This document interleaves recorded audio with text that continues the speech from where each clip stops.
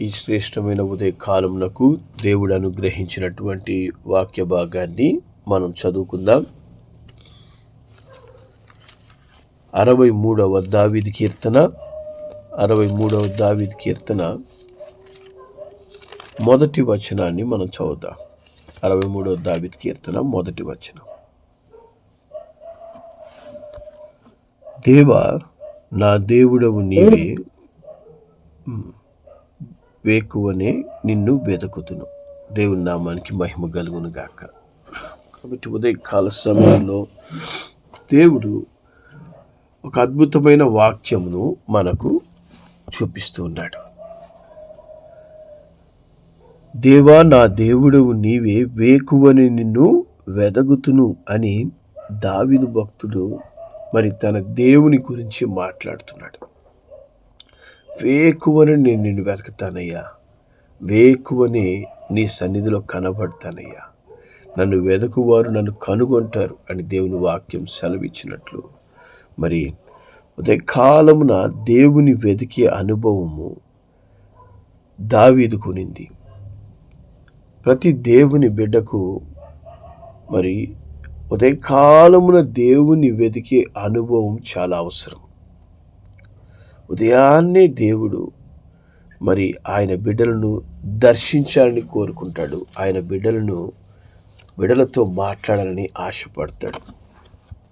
మరి ఉదయకాలమున లేచి ఎవరైతే దేవుని సన్నిధిలో గడపడానికి ఇష్టపడతారో అటు వారిని దేవుడు నిశ్చయంగా దర్శించువాడై ఉన్నాడు. మరి దేవుని వాక్యంలో మార్కు సువార్త 1వ అధ్యాయము, మార్కు సువార్త 1వ అధ్యాయము 35వ వాక్యంలో ప్రభు అయిన యేసు యొక్క ప్రార్థనా జీవితాన్ని మనం చూడొచ్చు. 1:35. ఆయన లేచి ఇంకనూ చాలా చీకటి ఉండగానే బయలుదేరి అరణ్య ప్రదేశమునకు వెళ్ళి అక్కడ ప్రార్థన చేయుచుండెను. ఆమేన్. దేవుని నామానికి మహిమ కలుగును గాక. ప్రభు అయిన యేసు అంట ఆయన పెందల కడనే లేచి ఇంకనూ చాలా చీకటి ఉండగానే బయలుదేరి అరణ్య ప్రదేశమునకు వెళ్ళి అక్కడ ప్రార్థన చేస్తున్నాడు. హల్లెలూయా. కాబట్టి పెందల కడనే ఉదయకాలమునే లేచి మరి మనము ఏకాంతముగా దేవుని సంధించే అనుభవము మనం కలిగి ఉండాలి. దీన్ని మరి ఏకాంత ప్రార్థన అంటారు. క్వైట్ టైం, దేవునితో గడిపే ఏకాంత సమయం. హల్లెలూయా. దేవుని నామానికి మహిమ కలుగును గాక. మనము ఉదయకాలం నిద్రలేంగానే ఏం చేస్తుంటామంటే గబగబ మన పనులు చేసుకునేసి వెంటనే సిద్ధపడిపోయేసి వెంటనే గబగబ మన పనుల్లో మనం వెళ్ళిపోతుంటాం. ఉదయకాలంన మొట్టమొదట నువ్వు దేవునితో గడపడం నేర్చుకోవాలి. ఎందుకంటే మనకు ఈ జీవితాన్ని అనుగ్రహించింది ఆయన మట్టుకే. మనకు జీవమిచ్చుచున్నటువంటి జీవాధిపతివైన దేవునితో మొట్టమొదట నువ్వు సమయం గడిపినప్పుడు ఆయన నిన్ను ఆ దినమునకు తగిన రీతిగా తన కృపను అనుగ్రహించి బలపరిచి నడిపించుటకు శక్తిమంతుడు. హల్లెలూయా. అందుకే దేవుని వాక్యం చెప్తుంది, 1 కొరింథీయులకు రాసిన పత్రిక 7వ అధ్యాయం 24వ వచనాన్ని మనం చదువుదాం. 1 కొరింథీ 7:24. సహోదరులారా, ప్రతి మనుషుడును ఏ స్థితిలో పిలువబడెను ఆ స్థితిలోనే దేవునితో సహవాసం కలిగి ఉండవలెను. ఆమేన్. మనకు సహవాసం ఎవరితో ఉండాలి? ఏ స్థితిలో నిన్ను దేవుడు పిలిచాడో ఆ దేవునితో సహవాసం ఉండాలంట. హల్లెలూయా. దేవుని నామానికి మహిమ కలుగును గాక. ఏ స్థితిలో నువ్వు పిలువబడ్డావో, ఏ స్థితిలో నువ్వు జీవిస్తూ ఉన్నావో, ఏ స్థలంలో నువ్వు ఉంటున్నావో, ఏ ప్రాంతంలో నువ్వు జీవిస్తూ ఉన్నావో, మరి ఏ విధమైన జీవితాన్ని నువ్వు జీవిస్తున్నావో అదే స్థితిలో మనం ఏం చేయాలి? దేవునితో సహవాసం కలిగిన జీవితం మనం కలిగి ఉండాలి. హల్లెలూయా. దేవుడు ఈ ఏకాంత ప్రార్థన ద్వారా ఆయన మనతో సహవాసాన్ని కోరుకుంటున్నాడు. మనతో సహవాసాన్ని కోరుకునే దేవుడు ఆయన. హల్లెలూయా. కాబట్టి నిన్ను ఏ స్థితిలో దేవుడు పిలిచాడో ఆ స్థితిలోనే మనము దేవునితో గడిపేవారిగా మనం ఉండాలని దేవుడు కోరుకుంటున్నాడు. యేసు ప్రభువు కూడా ఆయన శిష్యులను మరి ఎన్నుకుంటాడు. మార్కు సువార్త 3వ అధ్యాయంలోకి మనం వెళ్తే యేసు ప్రభు తన శిష్యులను పిలుచుకుంటాడు. 3వ అధ్యాయము 13, 14 వచనాలు మనం చదువుదాం. 13, 14, 15. ఆయన కొండెక్కి తనకిష్టమైన వారిని పిలువగా వారు ఆయన యొద్దకు వచ్చిరి. వారు తనతో కూడా ఉండినట్లును దయ్యములను వెళ్ళగొట్టే అధికారం గలవారై సువార్త ప్రకటించుటకును వారిని పంపవలెనని ఆయన 12 మందిని నియమించెను. ఆమేన్. దేవుని నామానికి మహిమ కలుగును గాక. దేవుడు ఏం చేస్తున్నాడంట? తనకి ఇష్టమైన వారిని పిలిచాడంట. హల్లెలూయా. తనకి ఇష్టమైన వారిని పిలుచుకొని ఆయన ఎందుకు వారిని పిలిచాడంటే తనతో ఉండడానికి అంటది దేవుని వాక్యం. ఆయనతో ఉండడం, తనకిష్టమైన వారు ఆయనతో ఉండాలని దేవునికి ఆశ. హల్లెలూయా. కాబట్టి దేవుని ఆశను నువ్వు నెరవేరుస్తున్నావా? చాలామందికి ఎట్లుంటుందంటే ఉదయం నిద్ర లేసేసరికి ఉదయం 9 అవుతుంటుంది. నిద్ర లేచి అర్జెంటుగా పరిగెత్తేసి రెడీ అయిపోయేసి మరి వాళ్ళ పనులకు పరిగెత్తి వెళ్ళిపోతుంటారు. మరి దేవుడు నిన్ను ఎంతో ఇష్టపడి నీ కొరకు తన ప్రాణమునే బలిగా అర్పించి ఆయన నిన్ను కోరుకున్నాడు, నీకు రక్షణ ఇచ్చాడు. మరి ఆయన తనకిష్టమైన వారిని ఎన్నుకున్నాడంట. హల్లెలూయా. అదేవిధంగా నిన్ను నన్ను దేవుడు ఎన్నుకున్నాడు. ఎందుకని? తనతో ఉండడానికి. హల్లెలూయా. తనతో ఉండేందుకు ఆయన తనకిష్టమైన వారిని పిలుచుకున్నాడంట. దేవుని నామానికి మహిమ కలుగును గాక. తర్వాతగా ఆయన వారికి పని అప్పగిస్తున్నాడు. కాబట్టి మొట్టమొదటిగా దేవుని ఆశ ఏంటి? ఆయన బిడ్డలు ఆయనతో ఉండాలి. హల్లెలూయా. కాబట్టి నువ్వు ప్రతిదినం దేవుని ఆశ నెరవేరుస్తున్నావా? దేవుడు నీ యొద్ద నుంచి ఏం ఆశిస్తున్నాడు? నువ్వు ఉదయకాలమున ఆయనతో గడపాలని దేవుడు ఆశిస్తున్నాడు. నువ్వు ఉదయాన్నే అందరితో మాట్లాడిన తర్వాత చివరిగా ఆయనతో మాట్లాడడం ఆయనకి ఇష్టం లేదు. మొదటగా నువ్వు ఆయనతో మాట్లాడాలి. మొదటగా నువ్వు దేవుని దగ్గర సమయం గడపాలి. మొదటిగా ఆయన యొద్ద నువ్వు కనబడే అనుభవాన్ని నువ్వు కలిగి ఉండాలని దేవుడు నీకు తన రక్షణను దయచేసినాడు. హల్లెలూయా. కాబట్టి దేవునితో ఉండాలనేది దేవుని ఆశయం ఉంది. నువ్వు దేవునితో ఉండాలని దేవుడు కోరుకుంటున్నాడు. మరి ఉదయకాలంలో నేను నిన్ను వెతుకుతానయ్యా, నీ సన్నిధిలో నేను కనబడతానయ్యా అని దావీదు భక్తుడు కోరుకుంటున్నాడు. యేసయ్య ఉదయకాలంలో లేచి వెళ్ళిపోతున్నాడంట దేవుని సన్నిధికి. దేవుని నామానికి మహిమ కలుగును గాక. మనం ఎక్కడికి వెళ్ళిపోతున్నాం? ఉదయం అవ్వగానే లేచేదే మనం ఆలస్యంగా లేస్తుంటాం. లేచి అన్నీ ఎక్కడ వస్తువులు అక్కడ ఇసురు కొట్టేసేసి గబగబా లేచి మన పనుల్లోకి మనం వెళ్ళిపోతుంటాం. అనేక మందికి దేవునితో గడపడానికి సమయం ఉండదు. దేవునితో గడపడం అసలు ఏంది దేవునితో గడపడం అనే విధంగా ఆలోచిస్తూ ఉంటారు. ఆయన లేకపోతే అసలు నీవు లేవు అనేది మనం గ్రహించాలి. ఆయన మన జీవితంలో ప్రవేశించకపోతే మన జీవన పరిస్థితి ఏమై ఉండేదని మనం గ్రహించాలి. దేవుని అవసరానికి ఉపయోగించుకునే వారిగా మనం ఉండకూడదు. ఆయన ఏదో అవసరానికి ఉపయోగపడే ఒక సబ్బు లాంటి వాడు కాదు.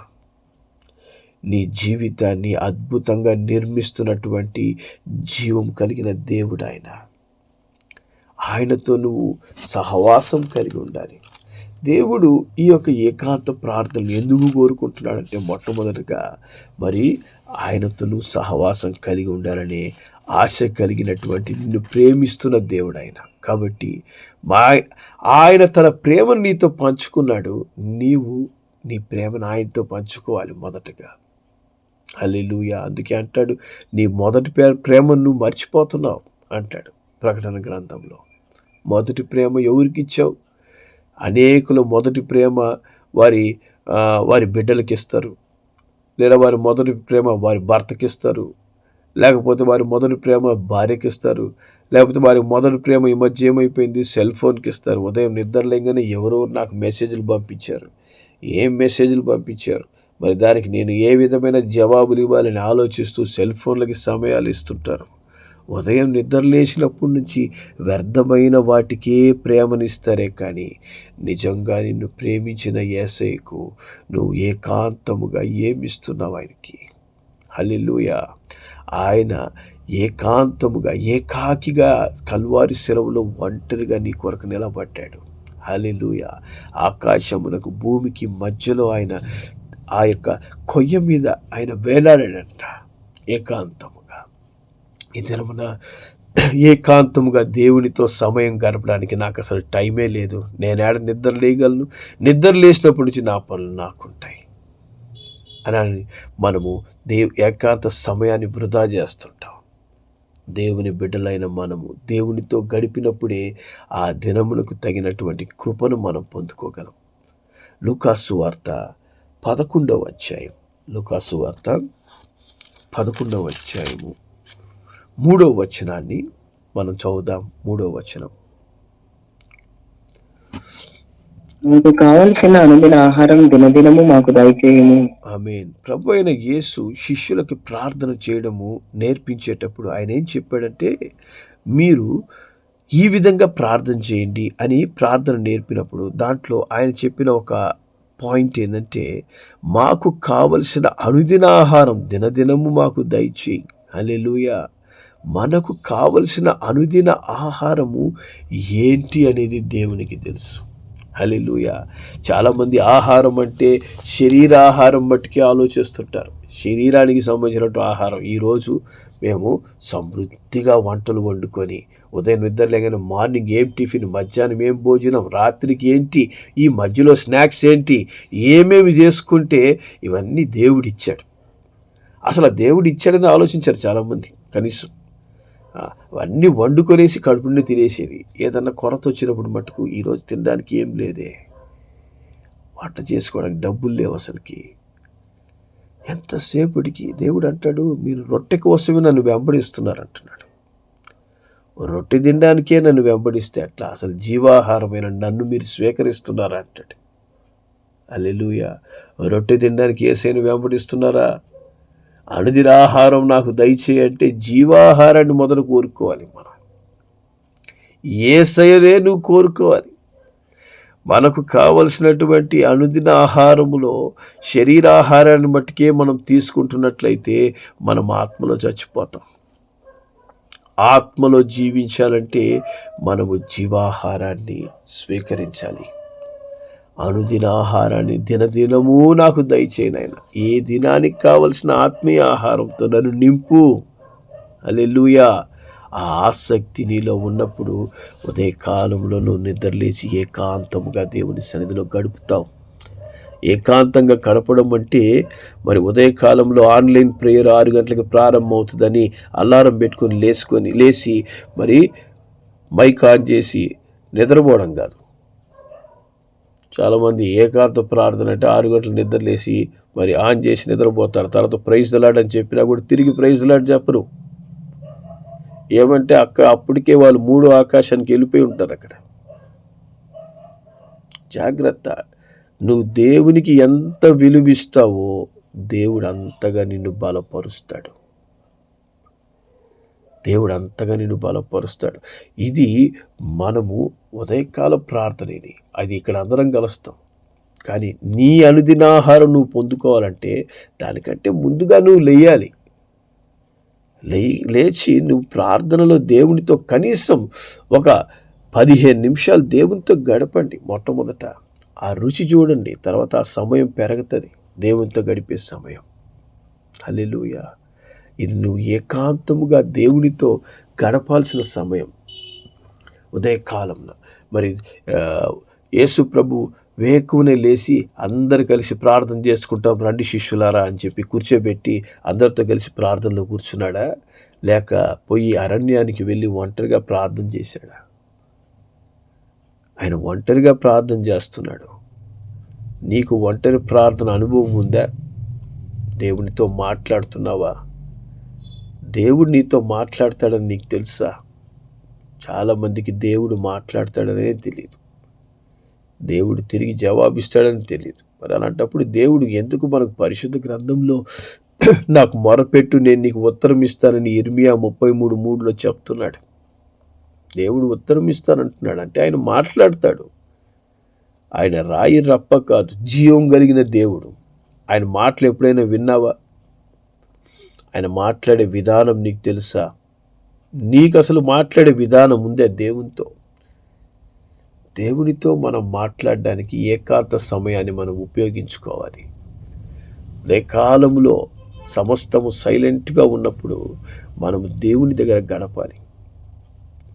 ఒంటరిగా నువ్వు దేవుని సన్నిధిలో మోకరించి ఆయన స్తుతిస్తూ, ఆయన ఆరాధిస్తూ, ఆయన స్వరం వినేందుకు సిద్ధపడాలి. హల్లెలూయా. ఉదయకాలంలో నేను ఆన్లైన్ ప్రేయర్లో జాయిన్ అవుతున్నాను అంటూ అటెండెన్స్ వేసుకున్నట్టు మనం జాయిన్ అవ్వడం కాదు. దేవుని దగ్గర మొదట నీ అటెండెన్స్ పడాలి. ప్రజెంట్ నేను మేల్కొని ఉన్నానయ్యా, ఇదిగో నీతో మాట్లాడుతున్నానని దేవునితో నువ్వు మాట్లాడినప్పుడే నీ జీవితానికి ఆ దినానికి కావలసిన దేవుని కృప నీకు అనుగ్రహించబడుతుంది. ఆ అనుదిన ఆహారం దేవుడు నీకు అనుగ్రహిస్తాడు. హల్లెలూయా.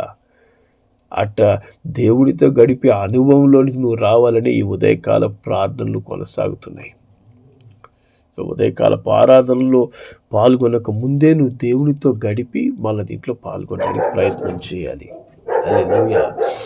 నీ అనుదిన ఆహారం ఏందనేది దేవునికి తెలుసు. ఆయన తగిన రీతిగా నీకు అనుగ్రహించడానికి శక్తిమంతుడు. దేవుని నామానికి మహిమ కలుగును గాక. కాబట్టి ఈ యొక్క ఉదయకాలపు ప్రార్థనలో గడపడానికి చాలామందికి ఏంటంటే కష్టం. చాలామందికి కష్టం. ఎందుకంటే మొట్టమొదట కారణము సమయానికి నిద్రపోరు. అర్ధరాత్రి 12, 1 గంట అయినా కూడా మేల్కొని మరి ఏదో చాలా ముఖ్యమైన పని చేస్తున్నట్లు మేల్కోగలిగి ఉంటారు. సెల్ ఫోన్లు చూస్తుంటారు, లేకపోతే టీవీ చూస్తుంటారు, ఇంకేదో ఒక వ్యర్థమైన పనిలో మరి కాలయాపన చేస్తుంటారు. ఉదయాన్నే మనం దేవునితో ఏకాంత సమయం గడపాలంటే మనం మొట్టమొదట సమయానికి నిద్రపోవాలి. పాతకాలంలో మరి కరెంటు కూడా లేని దినాల్లో వాళ్ళు దీపాలు పెట్టుకొని కొంత సమయం వారి పనులు చూసుకున్న తర్వాత వాళ్ళు టైంకి నిద్రపోయేవాళ్ళు. కనీసం మనం 10 గంటలకల్లా కళ్ళు మూసుకొని నిద్రపోవాలి. అటు నిద్రపోయే అనుభవం నీకు ఉన్నప్పుడే ఉదయాన్నే నువ్వు నిద్రలేయగలవు. నైట్ డ్యూటీలు ఉండే వాళ్ళకి, మరి ఒక రాత్రి ప్రయాణాలు చేసే వాళ్ళకి దేవుడు కృపనిస్తాడు. అట్లా ఉన్నప్పుడు కూడా మనం దేవునితో గడపడానికి ప్రయత్నం చేయాలి. ఉదయకాలంలో నేను ఒక టైం ఫిక్స్ చేసుకొని ఈ టైంకి నేను దేవునితో గడుపుతాను. ఎప్పుడైతే ఆ టైంను ఫిక్స్ చేసుకొని ఉదయకాలంలో దేవునితో గడపడానికి నువ్వు సిద్ధపడతావో దేవుడు ఆ సమయంలో నిన్ను దర్శించడానికి ఖచ్చితంగా నీ వద్దకు వస్తాడు. దేవా, ఈరోజు నేను కనీసం 5:30కి నాయనా కరెక్ట్ ఆ టైంకి నేను ప్రార్థనలో గడుపుతానయ్యా. నిర్ణయం తీసుకో. దేవుడు నిన్ను దర్శిస్తాడు ఆ సమయంలో. హల్లెలూయా. అనుదినము ఆదాము అవ్వను దర్శించడానికి దేవుడు ఒక సమయం ఏర్పాటు చేసి ఆ సమయంలో కలవడానికి వచ్చేవాడంట. హల్లెలూయా. మరి ఒక క్రమమైన ప్రార్థనా జీవితం నీ జీవితంలో లేకపోతే, క్రమమైన ఏకాంత సమయం నీ జీవితంలో లేకపోతే నువ్వు దేవుణ్ణి కలుసుకోలేవు. ఆ దినానికి కావలసినటువంటి ఆత్మ బలాన్ని నువ్వు పొందుకోలేవు. హల్లెలూయా. కాబట్టి ఏకాంత ప్రార్థనకి మనం ఏం చేయాలి? మొట్టమొదట సమయానికి మనం నిద్రపోవాలి. అప్పుడే సమయానికి మనం మేల్కొంటాం. 5:30కి దేవునితో గడపాలని నిర్ణయం తీసుకున్నాడు. చిన్నగా దేవుడు ఆ సమయాన్ని ఇంకా ముందుకు తీసుకెళ్తాడు. హల్లెలూయా. దేవుడు మనతో మాట్లాడే శ్రేష్టమైన సమయము ఉదయం 3 గంటల నుంచి 6 గంటల లోపున్న సమయం. ఇది దేవుడు మనతో మాట్లాడే సమయం. మార్నింగ్ 3 to 6 ఈ సమయము పరిశుద్ధమైన సమయం. దేవుడు ఆయన బిడ్డలని దర్శించే సమయం అది. నువ్వు ఆ సమయంలో మేల్కొని ఆయనతో సమయం గడపడానికి ప్రయత్నం చేయండి. కొద్ది సమయం మొదట స్టార్ట్ చేయండి. ఒక 10 నిమిషాలు దేవునితో ఒంటరిగా గడపడానికి ప్రయత్నం చేయండి.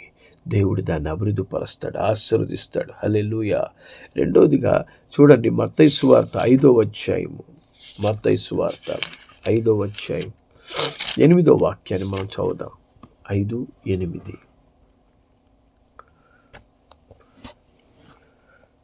హృదయశుద్ధి గలవారు ధన్యులు, వారు దేవుని ఆమేన్. కాబట్టి నువ్వు ఏకాంత ప్రార్థనకి దేన్ని సిద్ధపరచుకోవాలంటే నీ హృదయాన్ని సిద్ధపరచుకోవాలి. హృదయ శుద్ధి గలవారు ధన్యులు, వారు దేవుణ్ణి చూస్తారు. రాత్రంతా వ్యర్థమైనవి చూసి, వ్యర్థమైన విషయాలు ఆలోచించి, సెల్ ఫోన్లో టీవీల్లో వ్యర్థమైన విషయాలు చూసి కొంతమంది ఇళ్ళకి పోతుంటే వాళ్ళ ఇంట్లో దెయ్యం సినిమాలు పెట్టుకొని చూస్తుంటారు. ఏం అవసరం? వాటి వల్ల నీకు ఏమొస్తుంది? పరిశుద్ధపరచబడతారా? చూడండి, మన హృదయాన్ని శుద్ధి చేయలేని దేనినైనా మనము రిజెక్ట్ చేయాలి. నీ హృదయాన్ని నువ్వు ఏది చూస్తున్నావో, ఏది వింటున్నావో అది నీ హృదయాన్ని శుద్ధి చేయగలుగుతుందా? శుద్ధి చేయలేని దాన్ని దూరపరచండి, లేకపోతే మనం దేవుణ్ణి కలవలేం. నువ్వు దేవుని కలవాలంటే నీ హృదయం శుద్ధిగా ఉండాలి. హల్లెలూయా. హృదయ శుద్ధి కలిగిన వాళ్ళే దేవుని చూస్తారు, దేవుని కలుస్తారు, దేవునితో మాట్లాడతారు. దేవునితో మాట్లాడగలిగిన వాళ్ళే దేవుని బిడ్డలు. ఇప్పుడు నా బిడ్డలు ప్రతిరోజు నాతో మాట్లాడతారు కాబట్టి వారు నా బిడ్డలు. లోకంలో ఉన్న ప్రతి ఒక్కరు నాతో మాట్లాడలేరు. అలాంటప్పుడు నా బిడ్డలు ఎట్టవుతారు? ప్రతి ఒక్కరితో మనం కలిసినప్పుడు పలకరించవచ్చు. ప్రైజ్ ద లార్డ్ అంకుల్ అనో, ప్రైజ్ ద లార్డ్ బ్రదర్ అనో, ప్రైజ్ ద లార్డ్ ఇంకోటి అనొచ్చు. కానీ వాళ్ళందరూ నా బిడ్డలు గారు. అలాగే నువ్వు దేవుని బిడ్డవైతే నువ్వు ప్రతిరోజు దేవునితో మాట్లాడకుండా ఎట్ట దేవుని బిడ్డవవుతావు?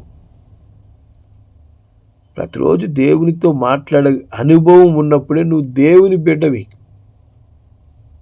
దేవునితో మాట్లాడకుండా లోకంతో మాట్లాడి లోక విషయాలన్నీ మాట్లాడుకుంటూ లోకానుసారంగా జీవిస్తూ నేను దేవుని బిడ్డను అంటే అది తప్పు. దేవునితో మాట్లాడేవాడే దేవుని బిడ్డ. హృదయ శుద్ధి గలవారు దేవుని కలుసుకుంటారు. హల్లెలూయా. కాబట్టి నీ హృదయాన్ని పరిశుద్ధపరచుకోవాలి. ఎట్లా పరిశుద్ధపరచుకుంటావు? దేవుని వాక్యంతో నింపుకోవాలి. యేసు రక్తంతో హృదయాన్ని కడుక్కోవాలి. హృదయాన్ని మలినం చేసే ప్రతి ఆలోచనను, ప్రతి పరిస్థితిని నువ్వు దూరపరుచుకున్నప్పుడే నువ్వు ఏకాంత ప్రార్థనలో దేవునితో గడపగలవు. హల్లెలూయా. సో అట్టి దేవునితో గడిపే అనుభవం కలిగిన వాడే, ఏకాంతముగా ఎవరైతే దేవునితో గడుపుతాడో వాడే ఈ లోకంలో నిజమైన బలవంతుడు, శక్తిమంతుడు. హల్లెలూయా. ఎందుకు ఈ దినమున అనేకులు బలహీనులుగా ఉంటున్నారంటే, అనేక దేవుని బిడ్డలు ప్రతి చిన్న శోధనకు, చిన్న సమస్యకు ఎందుకు పడిపోతున్నారంటే వాళ్ళు ఆత్మలో బలవంతులుగా లేరు. దేవునితో వారి సహవాసం సరిగా లేనందువల్లే బలహీనులుగా ఉంటున్నారు. ఈజీగా అపవాది చేతిలో ఇరుక్కోబోతున్నారు, పడిపోతున్నారు. ఎందుకంటే దేవునితో నీకు సహవాసం ఉంటే నువ్వు బలవంతురాలిగా ఉంటావు. నన్ను బలపరుచు క్రీస్తు వలన నేను సమస్తము చేయగలను అన్నాడు పౌలు. మరి నీ పరిస్థితి ఏంటి? నేను ఏమీ చేయలేను, ఎందుకంటే నన్ను బలపరిచే క్రీస్తుతో నాకు సహవాసమే లేదు. ఆయనతో సహవాసమే గడపను నేను. అప్పుడు ఎక్కడ బలం ఉంటుంది? ఎంతసేపటికి మనకు వ్యాధి ఉంటుంది, ఎంతసేపటికి తలనొప్పి ఉంటుంది, ఎంతసేపటికి లోక విషయాలు ఆలోచించి తలలు తిరుగుతుంటాయి. ప్రతి విధమైనటువంటి బలహీనతలో పడిపోతుంటాం. అంతకంటే బలవంతుడైన దేవుడితో సహవాసం లేదు. ఏకాంత ప్రార్థనలో సిద్ధపడదాం. ఇంకొన్ని విషయాలు మనం రేపటి దినమున ధ్యానిద్దాం. ఏకాంత ప్రార్థనకి ఒక అద్భుతమైన సిద్ధపాటు దేవుడు మనకు దయచేయును గాక.